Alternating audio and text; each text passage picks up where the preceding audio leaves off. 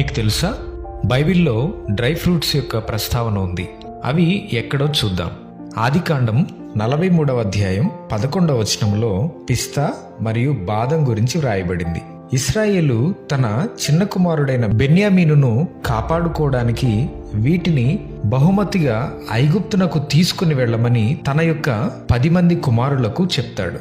అలాగే సంఖ్యాకాండం 17వ అధ్యాయం 8వ వచనంలో అహరోను కర్ర బాదము పండ్లు కాసినట్లుగా లిఖించబడింది. మొదటి సమూయేలు 25వ అధ్యాయం 18వ వచనంలో అబీగయలు దావీదుకు కానుకగా అంజూరపు పండ్లను తెచ్చింది. మొదటి సమూయేలు 30వ అధ్యాయము 11, 12 వచనాలలో బలహీనుడైన ఒక ఐగుప్తు సేవకునికి ఒక అంజూరపు రొట్టె 2 ఎండు ద్రాక్ష గెలలతో అతనికి ఆహారముగా ఇచ్చి బ్రతికించినట్లుగా లిఖించబడింది.